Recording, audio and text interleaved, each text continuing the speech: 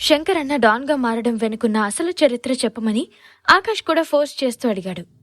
చిల్లరగా తిరిగే తనను డాన్గా చేసింది జనమే అని చెప్పడంతో ఆకాష్ ముందు షాక్ అయ్యాడు.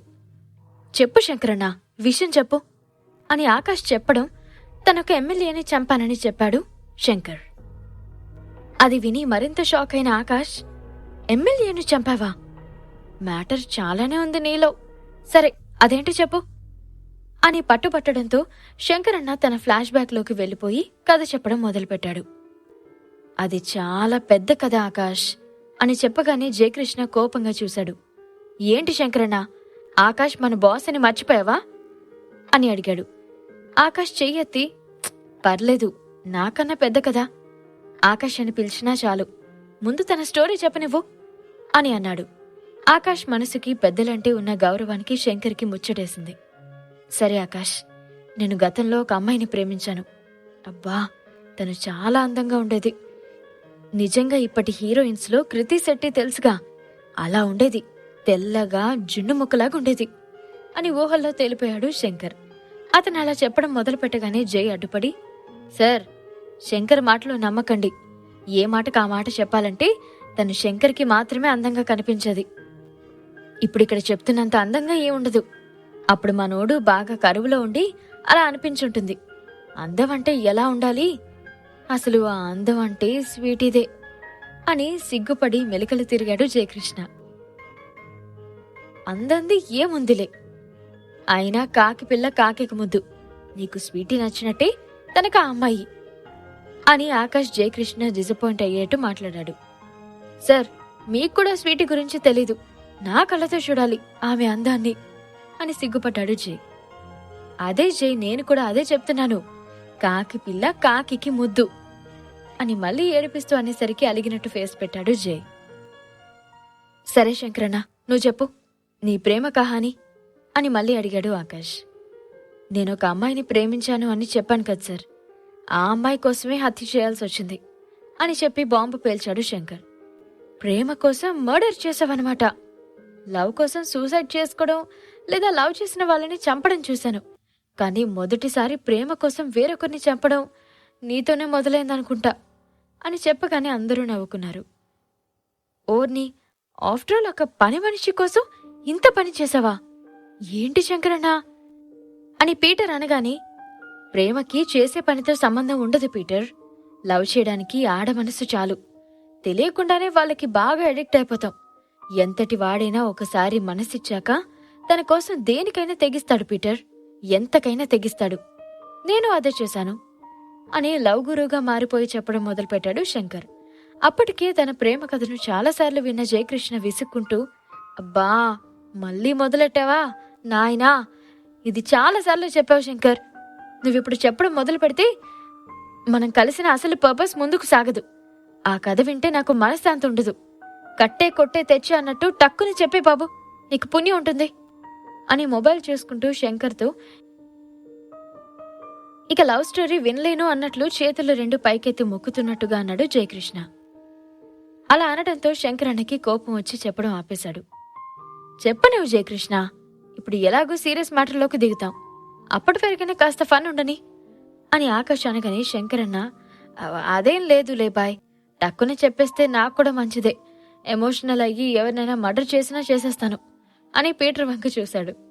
వామ్మో, నా వంక చూస్తావేంటన్నా, ఈ మర్డర్ కన్నా నీ లవ్ స్టోరీనే బెటర్ అని పీటర్ చెప్పగానే మళ్ళీ చెప్పడం మొదలుపెట్టాడు. అదే, ఆ పని మనిషి కోసం చాలా ట్రై చేశాను. అది ఆ ఎమ్మెల్యే ఇంట్లోనే పనిచేసేది.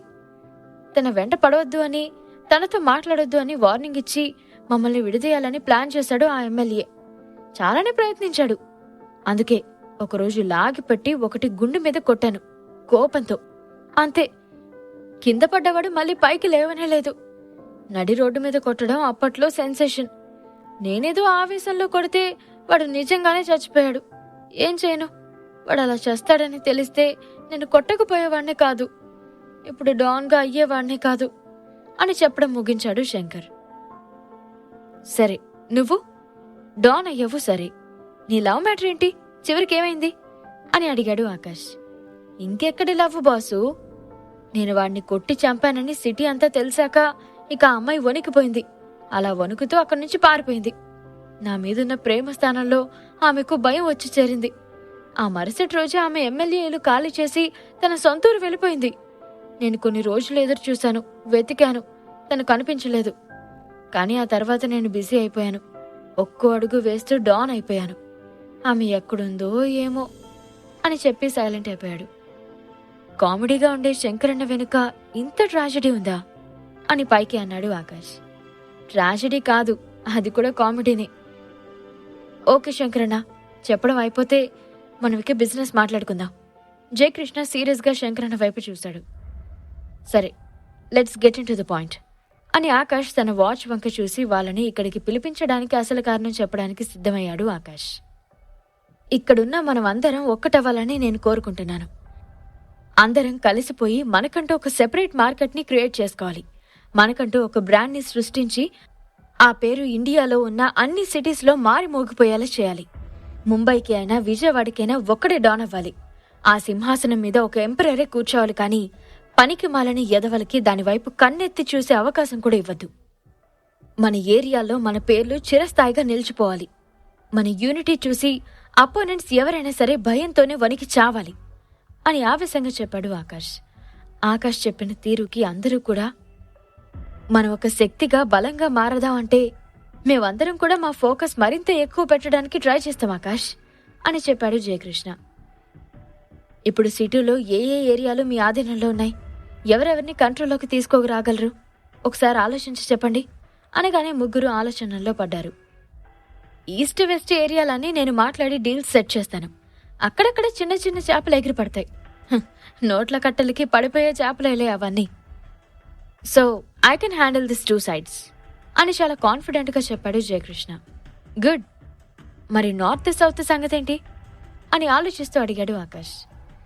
అయితే మనకొచ్చిన ప్రాబ్లం అంతా ఈ నార్త్ అండ్ సౌత్ ఏరియాల నుంచే. అవి తిమింగలాలు. వాటిని మన గాలానికి చిక్కేలా చేయాలి అని వివరించి చెప్పాడు శంకరన్న. South north underground control చేయడం ఇప్పుడు చాలా కాంప్లికేటెడ్గా మారిపోయింది. నార్త్ సౌత్ వాళ్ళిద్దరి వల్ల మనకి ప్రాబ్లం అయితే మనం బయట ప్రపంచంలో ఇంకొకరిని ఎదుర్కోవాల్సిన పనుంది. అతనే సూర్యనారాయణ. సిటీ బయట మిత్ర ఫ్యామిలీకి చాలా పేరు పలుకుబడి ఉంది. చాలా డబ్బు, చాలా చాలా వ్యాపారాలు ఉన్నాయి. కానీ ఈ సిటీలో మిత్ర ఫ్యామిలీ కంటే కూడా చాలా పవర్ఫుల్ ఫ్యామిలీ నారాయణ ఫ్యామిలీ. పొలిటికల్గా అతనికి ఉన్న పవర్ చాలా విస్తృతమైంది. సూర్యనారాయణ ఇప్పుడు ఈ సిటీకి మేయర్ కూడా. అతను బయట ప్రపంచానికి తెలియకుండానే అండర్ వరల్డ్ శాసిస్తుంటాడు అని చెప్పాడు శంకర్. ఈ విషయం చెప్పగానే ఆకాష్ కూడా ఆలోచనల్లో పడ్డాడు. డబ్బుకున్న పవర్ కంటే రాజకీయంగా అధికారికంగా ఉన్న పవర్ చాలా పెద్దది, చాలా బలమైంది కూడా. అందుకే ఆకాష్ ఆలోచనల్లో పడ్డాడు. నుదుటి మీద వేళ్లతో రాసుకుంటూ దీర్ఘంగా ఆలోచిస్తూ ఉండగానే పీటర్ నవ్వుతో అతన్ని చూశాడు. నార్త్ ఏరియా డాన్ వీరయ్య మనకు బాగా తెలిసినవాడే. మనం అతన్ని కూడా కంట్రోల్లో పెట్టుకోవచ్చు. మిత్ర ఫ్యామిలీకి కూడా ఏవో సంబంధాలు ఉన్నాయని విన్నాను అని పీటర్ చెప్పగానే కుదుటపడ్డాడు ఆకాష్. అది విని జయకృష్ణ కూడా సర్ప్రైజింగ్గా ఫీల్ అయ్యాడు. ఆకాష్ ఆలోచిస్తూనే, ఓ అలాగా, మరి సౌత్ సంగతేంటి అని సూటిగా అడగగానే జయకృష్ణ టక్కునే రెస్పాండ్ అయ్యాడు. జయకృష్ణ ఆకాష్ని చూస్తూ, అది మోస్ట్ కాంప్లికేటెడ్ ఏరియా ఆకాష్ అని చెప్పాడు. ఎందుకది అంత కాంప్లికేటెడ్? క్యూరియస్గా కనుబొమ్మలు ఎగరేసి అడిగాడు ఆకాష్. సౌత్ ఇప్పుడు సత్య ఆధీనంలో ఉంది. కానీ సత్య కంటే భయంకరమైన శక్తి ఒకటుంది అని ఒక రేంజ్లో చెబుతూ ఇచ్చాడు జయకృష్ణ. జయకృష్ణ, నాంచకుండా మ్యాటర్లోకి రా అని సీరియస్గా అడిగాడు ఆకాష్. సత్య కంటే భయంకరమైన శక్తి ఒకటి ఉందన్నానుగా. మీరెప్పుడైనా డేవిడ్ పేరు విన్నారా అని అడిగాడు జయకృష్ణ. ఆకాష్ విజయవాడకొచ్చి 3 సంవత్సరాలు అవుతుంది. ఈ సిటీ గురించి పూర్తిగా అతనికి తెలియదు. చాలాసేపు ఆలోచించి చూశాడు. కానీ ఆ డేవిడ్ ఎవరో అతనికి గుర్తు రాలేదు. ఆకాష్ ఆ పేరు వినే అవకాశమే లేదులే అని పక్కనే ఉన్న శంకరన్న కూడా వెంటనే అందుకుని ఆన్సర్ చేశాడు. 20 ఏళ్ల కిందకి సిటీని గడగడలాడించిన డాన్ డేవిడ్ అని అనగానే, అంత పెద్ద డానా డేవిడ్ అని అడిగాడు ఆకాష్. వాడి గురించి తెలియాలంటే ముందు ఈ సిటీ గత చరిత్ర తెలుసుకోవాలి ఆకాష్. ఒకప్పుడు అండర్ గ్రౌండ్లో రక్తపాతం ఏరులై పారేది. సాధారణ జనాలు కూడా పోలీసుల కన్నా ఎక్కువగా గూండాలకి, రౌడీలకే భయపడి చచ్చేవాళ్ళు. ఒక ఏరియాకి మరో ఏరియాకి అస్సలు పడేది కాదు. ఇప్పుడంటే ఈస్ట్, వెస్ట్, నార్త్, సౌత్ అని 4 ఏరియాలే కానీ అప్పుడు ప్రతి మూలకి ఒక గ్యాంగ్ ఉండేది.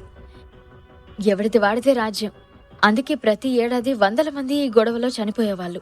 మొత్తం సిటీని కంట్రోల్ చేసుకుని ఏకాధిపత్యం సాధించడానికి చాలా మంది ప్రయత్నించి పైకెళ్ళిపోయారే. కానీ ఒక్కడికి కూడా సిటీని కంట్రోల్ చేసుకోవడానికి సాధ్యం కాలేదు. అప్పుడొచ్చాడు డేవిడ్ ఈ సిటీకి అని డేవిడ్ గురించి చెప్పడం మొదలుపెట్టాడు జై. ఓ, దట్స్ ఇంట్రెస్టింగ్ అని అన్నాడు ఆకాష్. అవును ఆకాష్, ఆ రోజుల్లో డేవిడ్ పేరు మారిమోగిపోయేది. రావడమే చెలరేగిపోయాడు. ఒక్క ఏరియాని నేలమట్టం చేస్తూ ఈస్ట్, వెస్ట్, నార్త్, సౌత్ ఇలా ఏరియాలన్నింటినీ కూడా తనకు ఎదురు లేకుండా చేసుకున్నాడు. ఒక్కో ఏరియా కంట్రోల్ చేసుకుంటూ వెళ్ళి చివరికి జస్ట్ 1 ఇయర్లోనే మొత్తం సిటీని తన కంట్రోల్లోకి తెచ్చుకున్నాడు. What the hell! 1 ఇయర్లో మొత్తం సిటీని కంట్రోల్లోకి తెచ్చుకున్నాడా? మనిషా, మాన్స్టర్ వాడు అని సీరియస్గా చూశాడు ఆకాష్. అవును, జస్ట్ 1 ఇయర్లోనే అని చెప్పాడు జయకృష్ణ. డేవిడ్ గురించి జయకృష్ణ అంత ఆవేశంగా చెప్పడం ఆకాష్కి ఆశ్చర్యంగానూ చాలా ఇంట్రెస్టింగ్గానూ అనిపించింది. అంత పెద్ద డానా ఈ డేవిడ్ అని జై చెప్తున్నదంతా నమ్మలేనట్లుగా చూశాడు ఆకాష్. అవును ఆకాష్, 20 ఏళ్ల కింద అండర్ వరల్డ్కి డేవిడ్ మక్కుటం లేని మహారాజు. పేరుకి బయట కొన్ని ఏరియాల్లో డాన్స్గా కొంతమంది చెలరేగిపోయారు.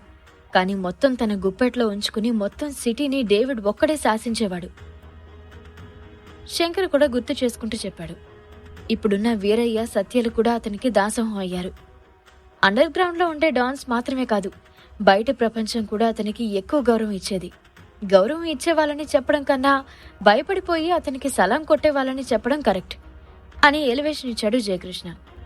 అంతలా చెలరేగిపోయాడా?